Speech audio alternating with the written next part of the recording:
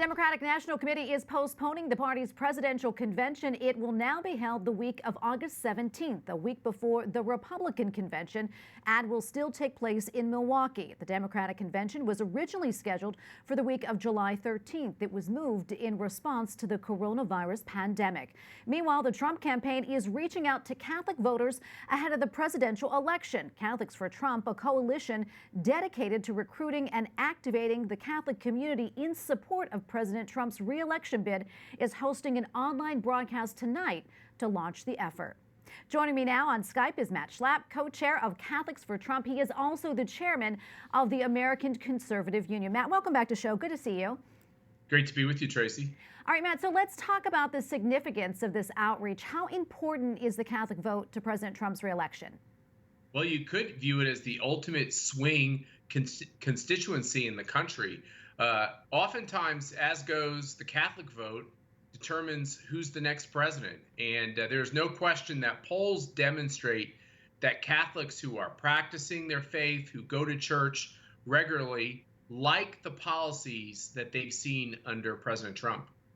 Matt, what can Catholics look to see from the Trump administration on issues that are really important to us, such as protections for the unborn and religious freedom?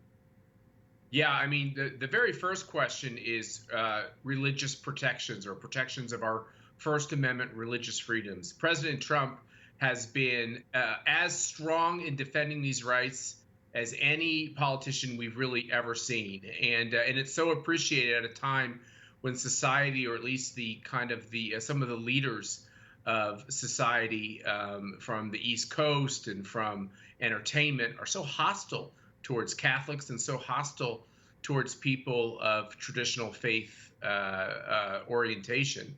And when it comes to the question of life, of course, you know, there's nothing more important in America than the idea that each individual created by God gets its due dignity. And President Trump has been one of the most aggressively most aggressive presidents when it comes to upholding the right to life and keeping the government away from actually funding abortion, which is what Joe Biden and the Democratic Party want to do these days.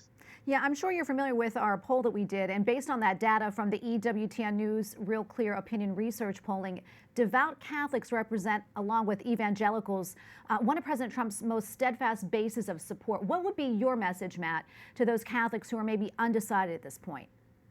I think for those Catholics who are undecided, they ought to look at the issues that concern them the most in our society and around the globe. And I think for the overwhelming percentage of Catholics who practice their faith, who go to Mass, who are active in their parish, it's this question of being able to practice your faith without the government telling you what you can and can't pass on to your kids, what can and cannot be said in a pulpit.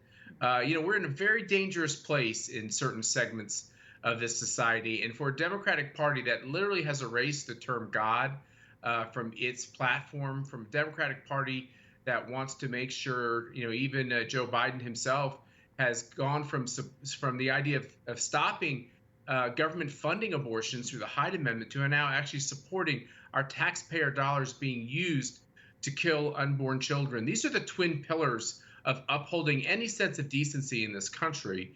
And I'm proud to be a Catholic standing with Donald Trump in both of these areas. Well, Matt, quickly, before we wrap up, I know the event was canceled last month because of concerns of the pandemic, but instead tonight you're holding a virtual event. Can you talk about how you balance re-election efforts in the middle of this crisis?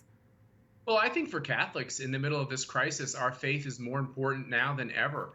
And as we watch these briefings coming from the White House each and every day, most of us are watching, millions and millions of people are watching, lots of Catholics are watching. I think we all are turning to our faith more than ever. So I know politics is a little bit of a dirty word in our society at times, but at moments like this, it's very important. And what I would say is, as Catholics, we want to uphold those elected officials, be they Republican or Democrat, who are doing the right things to make sure that we're all safe.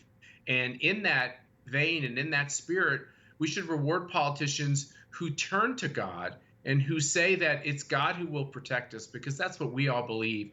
And understanding that that's one of the things that is so great about America and our freedoms in America, is once again one of the reasons I'm really proud to be a part of this effort of Catholics for Trump. Well, Matt, thanks so much for your time. We really appreciate it. Matt Schlapp, co-chair of Catholics for Trump. Thanks again, Matt. Thanks, Tracy.